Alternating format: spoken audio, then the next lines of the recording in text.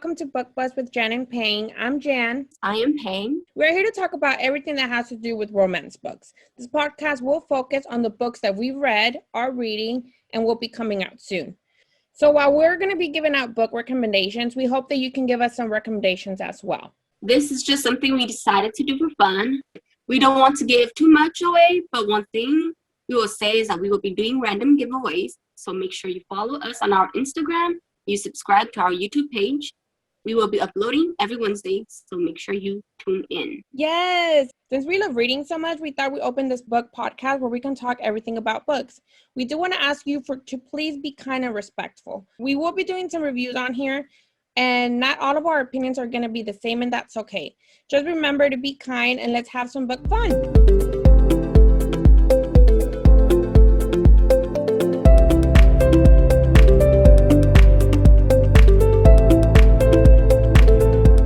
All right, let's get started. And we wanted to start off our podcast by talking about how we got into the book world.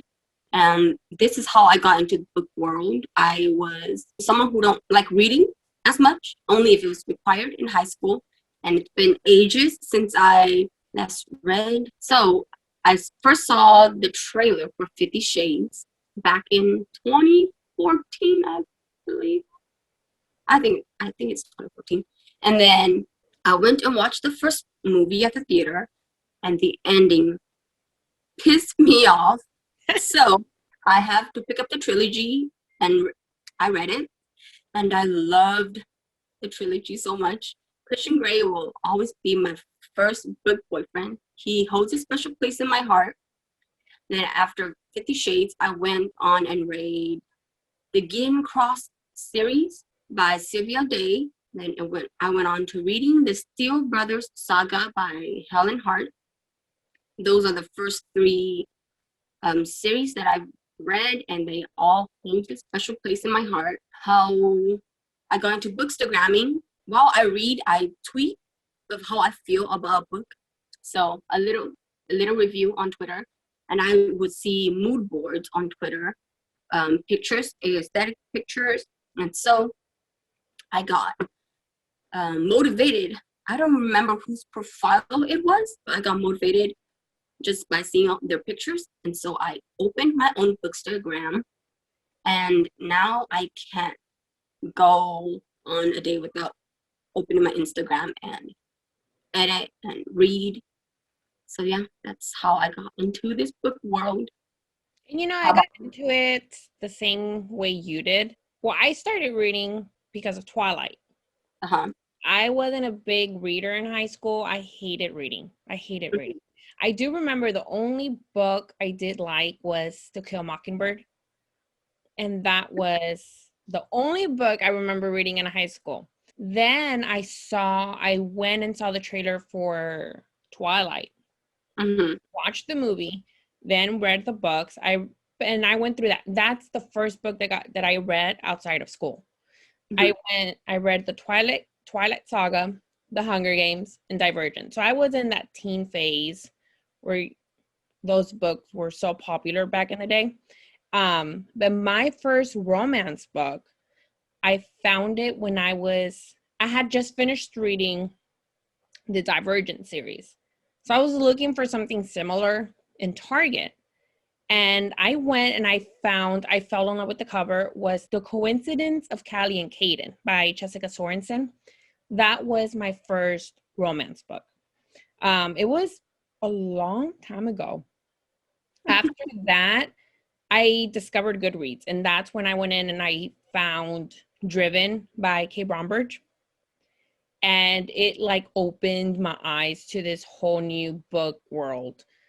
The romance book world that I didn't know existed. So from there, I just started reading romance books. I will say I would read them, but I wasn't the type of person to buy the paperbacks. Now I'm the type of person that if I love the books, I buy the paperbacks. Yeah. But yeah, so I discovered Driven. From Driven, I think I read the Sylvia Day series after. The same one that you said. Yeah. That series is a long one. Yeah. So I remember, I think the first 3 books were out. Uh-huh. I think the only one that I hadn't that wasn't out was the last one. Yeah. And then from there, it's just I started reading the books. And then with my Bookstagram, I was a big Tumblr user. And I started seeing people editing with just a single picture with the book quote on it. So that's what I started doing. It was just a single photo with the book quote. And then I opened my Bookstagram the same time as you did, actually. Yeah. Because we met, 3 years ago? Yeah, 3 years. And you opened it first, I think, and then I opened it after. And then that's how I got into the Bookstagram world. It's fun. I love it. I mean, like you said, there's not a day. 15-year-old me would not believe that now me reads as much as she does. Yeah. And I only read right now. I only read romance. That's the only genre that I read right now. But that's how I got into reading. Like I said, I didn't used to be a big reader. Hated it. It's like you could not pay me enough to pick up a book and read, unless, like I said, it was required at school. But yeah, I give it to Twilight to getting me into reading, but I give it up to Christy. Thanks to her, I discovered Goodreads. And from there, I started finding books to read, which is like, and I still remember, I think I have all of Christie's. It's my first read and to be read on my Goodreads. The first ones I added on there, the to be read. But yeah, that's how I got into reading. And I think right now, romance books are becoming much bigger than they were. You have, I know that they used to be read a lot, but I think nowadays you hear more people talk about them. And I think that has to do a lot with books being turned into movies. I mean, we had, I believe 50 was one of the first ones that made it, that was big. Yeah. Considered a romance book. And then recently we had Bridgerton. Yeah. So it's like, I think more people are openly discussing and reading romance books, which is really fun. I love it. I love seeing like my favorite books being talked about and up there. And yeah, there's so many books that I want to see come to like a screen. Yeah. So many. And it's funny because I told you Netflix has this website where you can go and suggest books that you think they should turn into movies. Yeah. I think I submit like 3 books, because you could only submit 3 books, but I think I submit 3 books a week. Oh, wow. Different ones, though. It's not the same. Different ones. Because it's like, I do think that, I mean, there's so many books out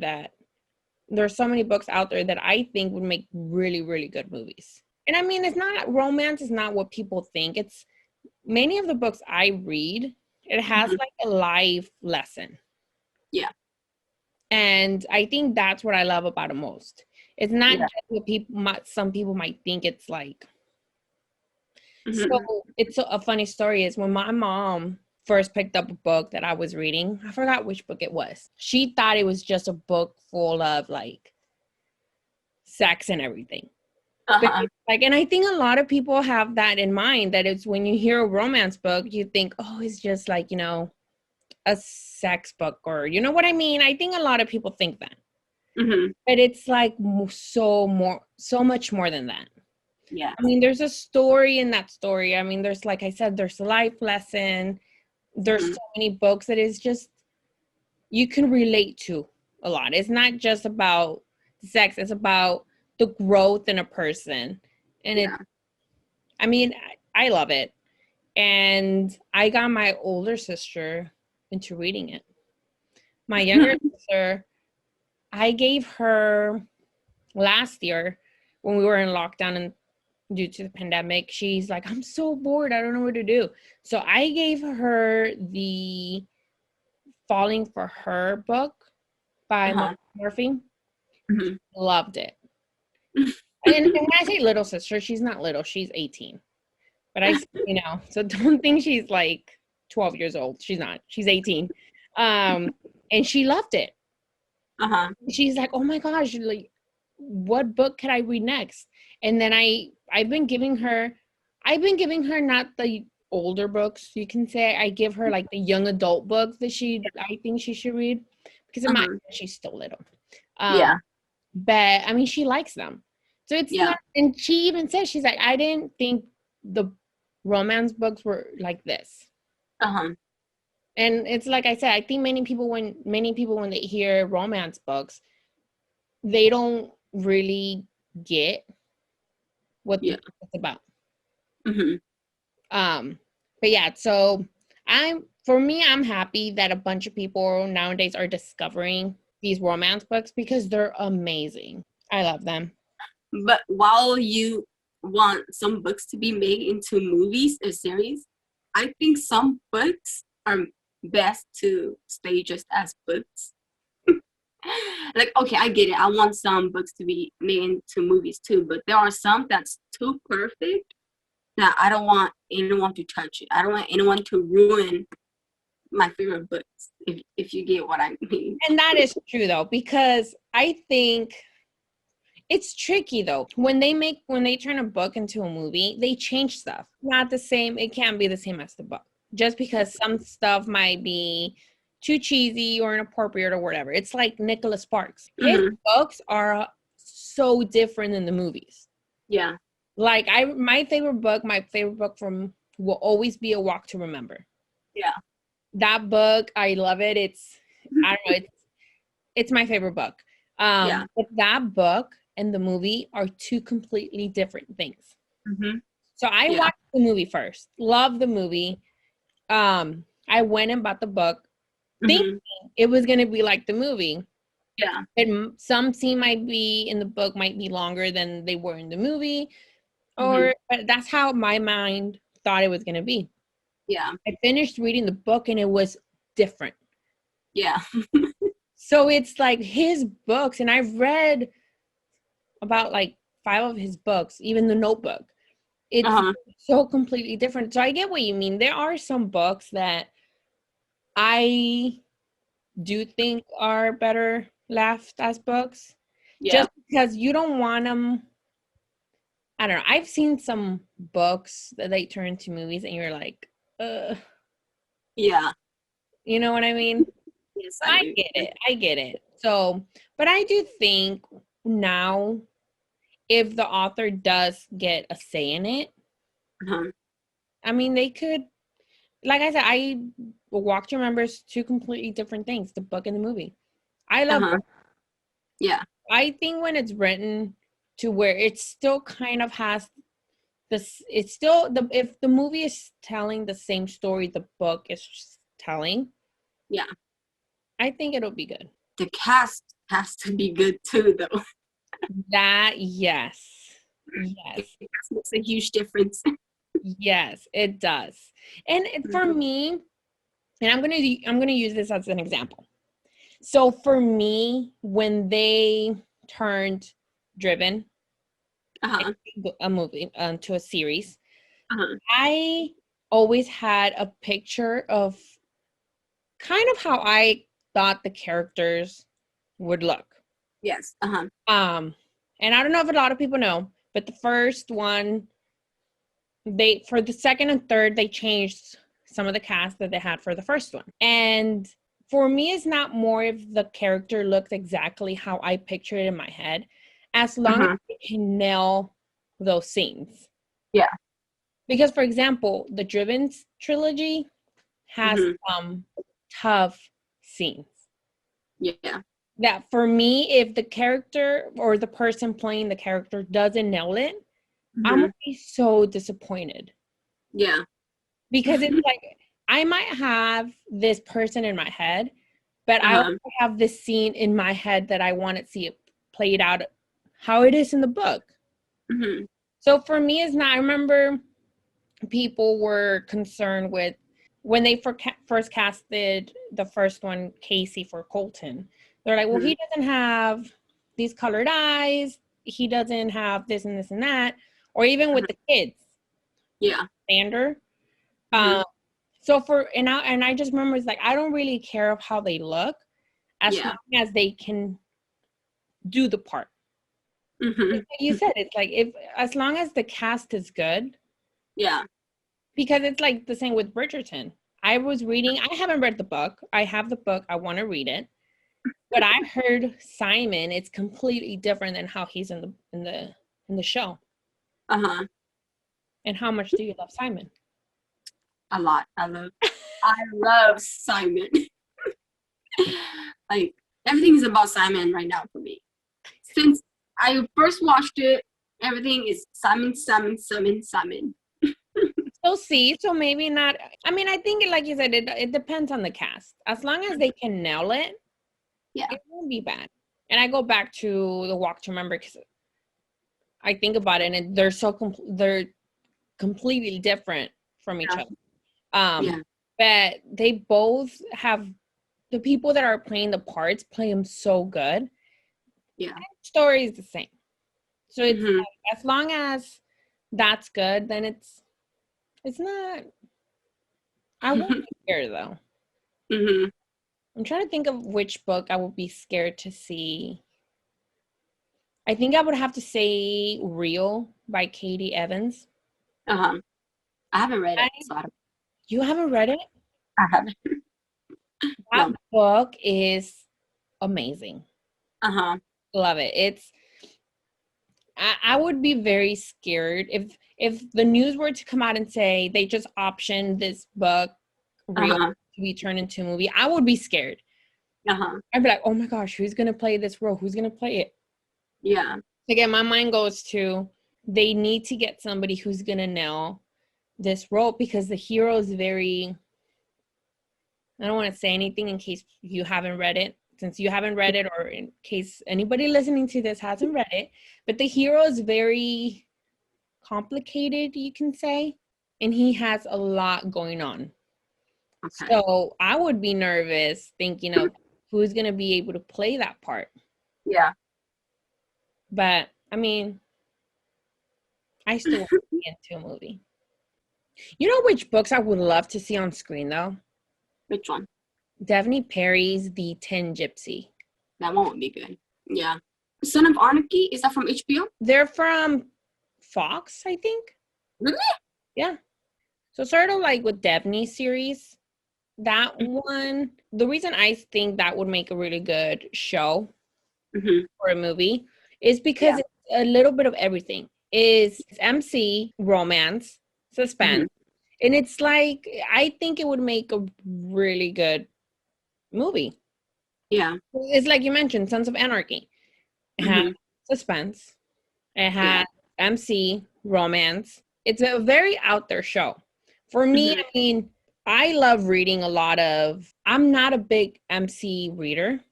And I can count on my hands how many MC books I've read. You have to read it. But I love Daphne's. It doesn't focus a lot of MC, but it does have a little bit of it in there. Because I mostly read single parents, enemies to lovers, small town, friends to lovers. But my all-time favorite, it has to be enemies to lovers or single parents. Love those. So when I read Daphne's, the first one, King, I remember when I read the blurb, it was like, should I read it? Should I read it? I don't know, because for me, it's like I said, I don't read a lot of MC, but I remember, I think we got the arc for it. I read it and I was obsessed. Yeah. Obsessed. And I'm quite sad that it's about to finish this year, because like I said, that is my favorite to date, my favorite MC series. I did read the first one by Gianna Darling. I read first, well, I'm halfway done with the first one. I really like it. Really like it. And I want to get the rest because I love her covers. Yes. And I remember I see you editing for it. So I'm like, oh, I really want to. And I literally have all of them in my TBR. Almost done with the first one. And I want to read the rest. But it's like, it has, I don't know. I think her and Daphne are the only MC books that I read. But I remember I see a lot of like bookstagrammers and bloggers talking about how that trope is really good. It's amazing. You have to read it. Well, it's like I said, I read a lot of, right now, I'm in the mood a lot for Enemies to Lovers and Small Town. Yeah. Right now. Yeah. Like I just finished reading Strong Enough by Kelly Elliott, which is a small town. It's not an enemies to lovers. It's a little bit complicated, but it's a small town. Amazing. And then I'm about to start reading Return to Us by Corinne Michaels, which is another small town. So I'm in that small town phase right now. But I read a little bit of everything, you can say. Yeah. I'm not much into age gaps. I love age gaps. See? Which book is your favorite? The first series that got me into age gap was the King series by 𝐁𝐨𝐨𝐤𝐬. That one, I didn't think I would ever love age gap, but I picked up that series and oh my goodness, age gap is one of the, I seriously think because it's forbidden, it's taboo, and I just love those tropes. Those are like some of my favorites besides Enemies to Lovers, Small Town, Single Parent, and I seriously think it's a bonus when it's Small Town. I don't know why. It's something about Small Town just gets me. So when it's a small town, it's a bonus. You know, another small town that I just finished, and I know you read it too, is Wrecked Palace by Catherine Cowles. I think that right now is with the Strong Enough by Kelly Elliott and Fire by Molly McAdams. Wrecked Palace is on my top 5 favorite books of small town. Oh wow. I love that book. And I keep recommending it because I think everybody should read it. I mean, it's a series, but each book can be read as a standalone. Yeah. But that book for me was it's been one of my favorites for this year already. Wow. And I remember reading it and I messaged her. I'm like, this is my favorite. She messaged me. Well, when I told her I had the arc, she's like, I really think this is going to be your favorite. I messaged her when I finished. I was like, it's my favorite. I love it. I remember I got the arc late in the afternoon. I started reading it at like around 9:00 at night. I kid you not. I stayed up till like 3 something. Oh wow. Until I finished it. I just remember crying like I don't want to give away too much for those who haven't read it. But it's a really, really good book. Yeah. You would say it's a friends to lovers, small town. It has suspense. Erin is amazing.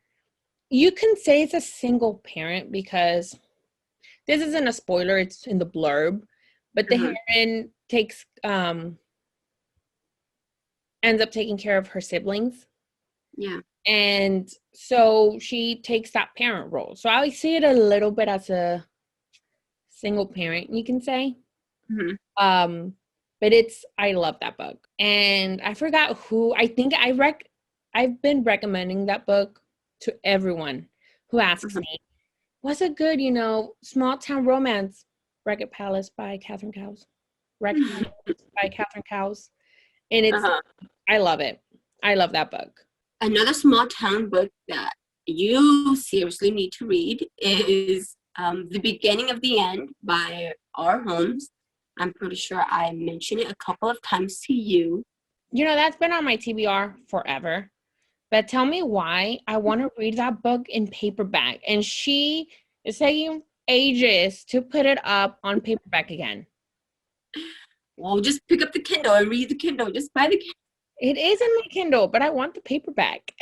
It's so good. It's also a single parent. I believe it's a small town, if I remember correctly. It's a small town, single parent.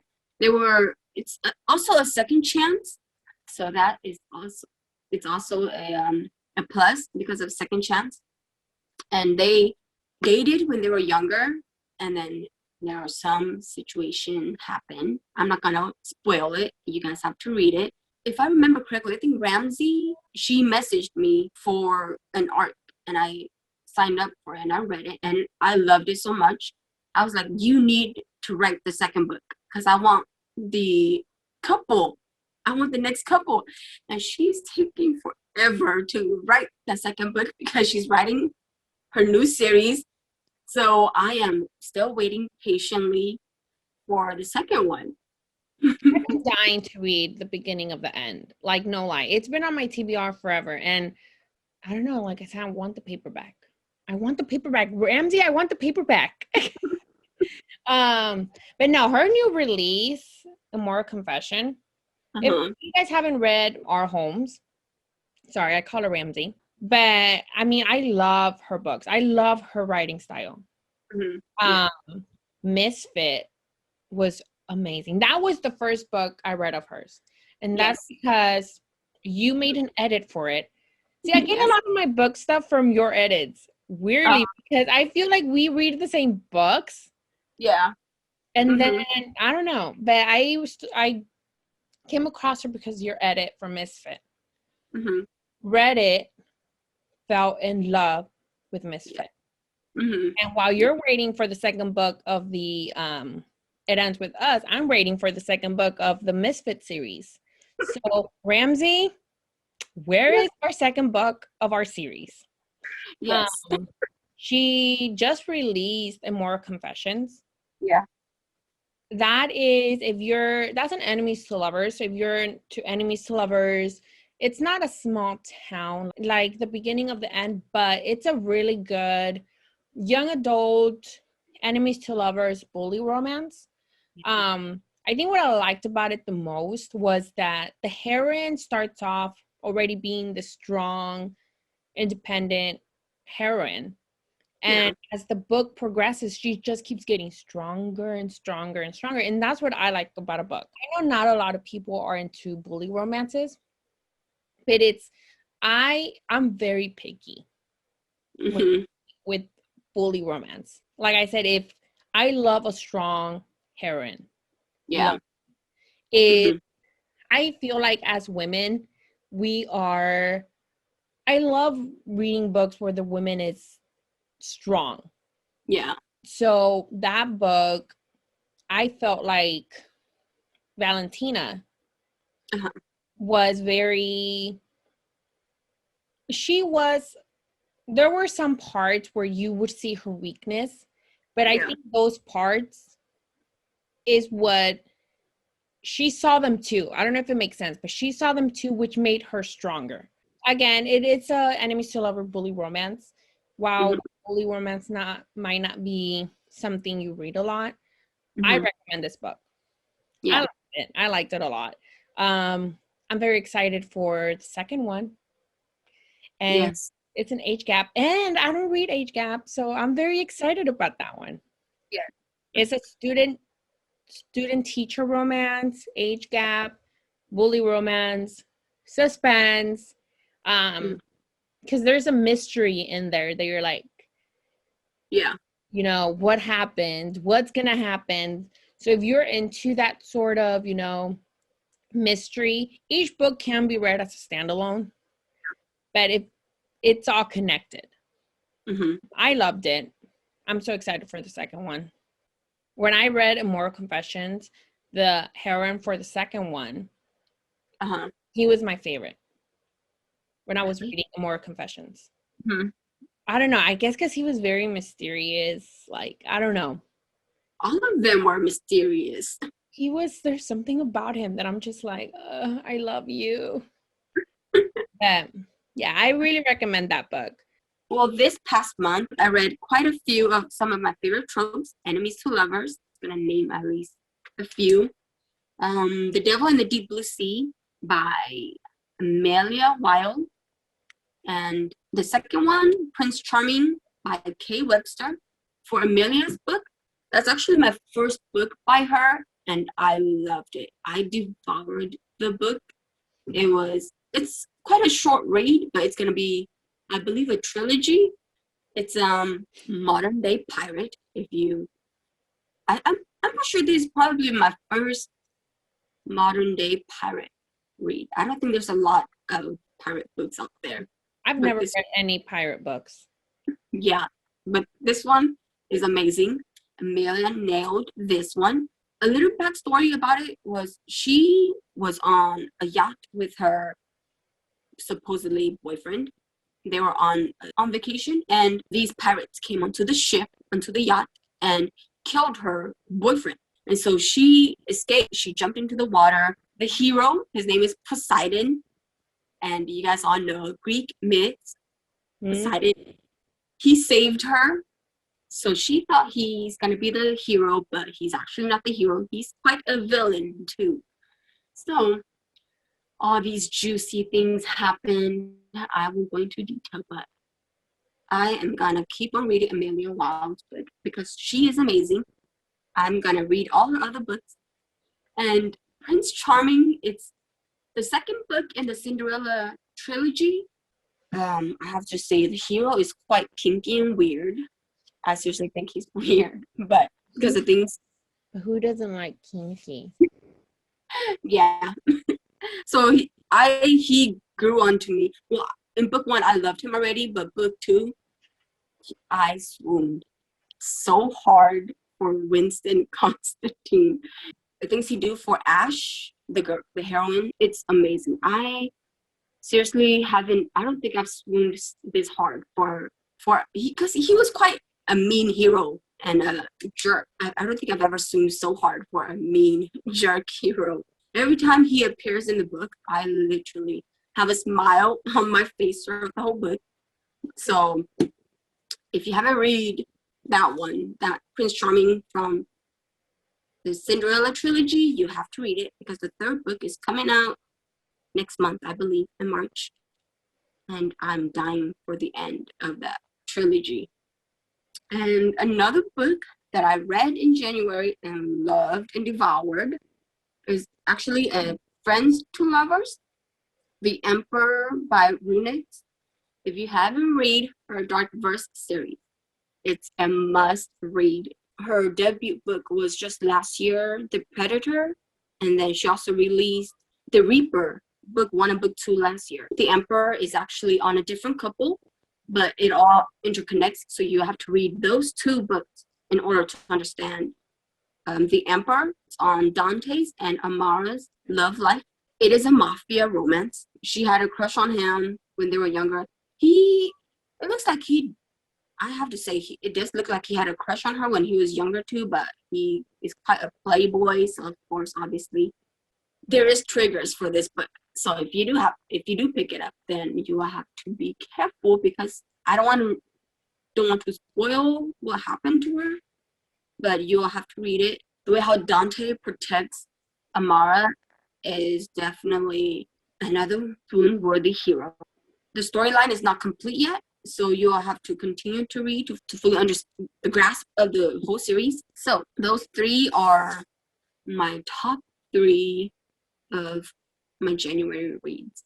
You know, I've been wanting to read that author for a long time. Yeah. Her books have been in my TBR forever. I do have book 1 in my Kindle, though. I just need to go back and read it. For me, my favorite releases of January was Only One Night by Natasha Madison. This is the 3rd book, and each book can be read as a standalone. I always tell people to read them from the beginning because the characters do make appearances on all the books. So you meet them throughout the books and you fall in love with them. only one night I was so curious about Manning when the series started. So this one is a single parent hockey romance story. So Manning is captain of the Dallas Oilers, and he, I think what a lot of people, and I did read a review on this one where he is married. Mm-hmm. He is married, but you have to read the book. And that's why I say read the first book so you'll understand. By the time you get to his book, you know what he's going through. So it's like his marriage is not what you would call a marriage. I don't like cheating on books, but I don't see this one as a cheating book just because of what he's going through. I loved him, loved Manning so much. He ends up falling for Evelyn without spoiling it for anyone. I mean, it's a book about, it's a second chance book. It's, he might not be getting his second chance with his, wife, but he does meet someone who ends up understanding him. Because he's so misunderstood, And I think when you read it, you see a side of him that while you already saw him in book 1, glimpses, when you read his book, he makes you swoon. I loved him. He was amazing. I already talked about Wrecked Palace by Catherine Cowles. That's the one that released in January. Loved it. Again, pick it up if you haven't. So I read this book released in early this month, but I'm still going to say it just because I loved it, because I read it in January, was The Bluff by Willa Nash. For those who don't know, Willa Nash is Daphne Perry, but her pen name is Willa Nash. I really love The Bluff, though. That book was amazing. Yeah. Yes, it was. I cried. Same here. And it's like I tell you, if a book makes me cry, it automatically goes into my favorite book stack. And this one did. Yeah. And it has to be under the name, like under Willa Nash, there's only 2 books, The Bribe and The Bluff. But I will say that The Bluff has become one of my top 5 favorite books. Oh, wow. Yeah, just because this hero is, wow, I wanted to like smack him across the head once or twice. More than twice. Yes.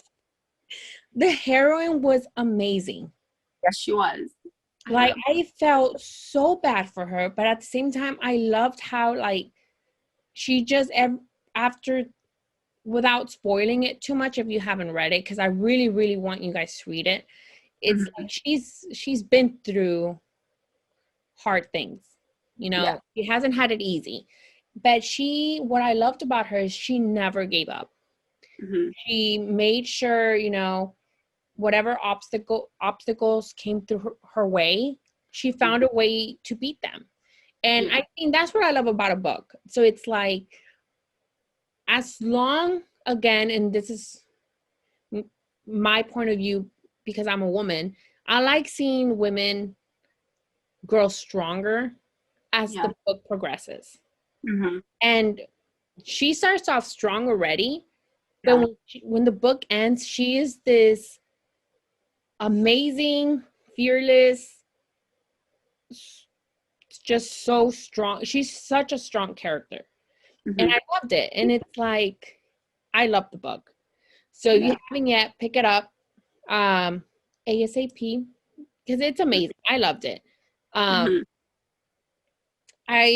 More Confessions released in January too. I did speak about that one a little bit, but I mean, if you love enemies to lovers with a little bit of suspense and a side of bully romance, you need to pick it up. A Vow of Hate by Lila James released in January too. Yes. Wow. A enemies to lovers, you can say. it has suspense. It has the reader wanting to know what the heck is going on. And it's sort of like a marriage at convenience, arranged marriage trope. I don't want to say too much because I don't want to spoil it, because when I say that, with each chapter, it leaves you speechless. Yes. It leaves you wanting answers, and you're so confused because when you start reading the book, you're like, I know what's going to happen. I know what's going to happen. And then you get to the middle of the book and you're like, it's not going the way I thought it was going to go. And you finish it and you're like, it definitely did not go how I thought it was going to go. Yeah. And that's another must read. Really good. I love Lila's books, though. Her books are all of her books have made me cry. Literally. And it's crazy. Like the Dare You Duet. I love those. Yeah. And then I think it's her Tainted Hearts. I know you say you haven't read that one. Oh my goodness. Those were the first books I read of hers. Because I love the covers. And I remember I kept seeing people talk about the books, and I'm just like, okay, I'm going to pick it up. I read the first one. I was speechless. And I'm not going to say why. If you haven't read it, you need to read it ASAP. But it's so good. Yeah. But she keeps you on the edge of your seat from page 1. You're like, what's going to happen? And with each book, you literally start off thinking you know what's going to happen, and she throws a twist in there that you never see coming. It's like you end up reading the book thinking you know what's going to happen, and you're like, at the end, you're like, nope. But I love her books. A Vow of Hate was amazing. There's a certain scene that will break your heart because it broke mine. Yeah. And it's a must read. So if you're looking for something that's going to have you on the edge of your seat, A Vow of Hate, it's definitely it. January had a bunch of good releases. Yeah. But February is going to have so many more. Yeah. I am so excited to talk about all of those books. Like, my Kindle is full of all the books that are going to release. Well, not all of them. It already has a lot of books of the books that are going to release this month. And I'm so excited. I just want to talk about the ones I've read, but I can't, and I won't. But there's so many books releasing this month that I'm so excited to talk about. Kay Bromberg just released Hard to Score. Candy Stainer just released Close Quarters. There's so many books out there releasing that are so, so good. Another book that I know that we're talking about January reads, but I do have to say, a book that I just finished reading that hasn't released yet, but I have to mention it because I fell in love with it. I loved it. Was Twist of Fate by Tia Lewis. I think I said that wrong. If I said it wrong, correct me, please. I loved it. It's a surprise pregnancy. You could say friends to lovers, but it was so, so good. I couldn't put it down. I loved it. It was so freaking good. There's so many books that I have in my Kindle right now that I just want to talk about, but I won't. But I'm excited to talk about those. Fighting for You by Monica Murphy just released too. I begged her for that book so much, and I loved it. It's, young adult, surprise pregnancy, second chance romance. Amazing. I know that, it's a series. Each book can be read as a standalone, and a bunch of readers didn't like the hero from who he was in the other books. I don't know. I loved him for some reason. I love bad boys. Yeah. So, and I'm so happy she wrote his book. So if you haven't read that one, I definitely recommend it. It's really, really good. All right, that is it for our first episode. This episode is just a short one, so you can get to know us a little bit more and to know what the podcast will be about. On our next episode, we're going to be talking about the arcs that we're currently reading, and we're also going to be talking about 𝐭𝐴∫ new release, Return to Us, which releases on the 23rd. We hope you have an amazing week, and happy reading to those who are going to be reading throughout the week. We'll see you Wednesday. Bye. Bye.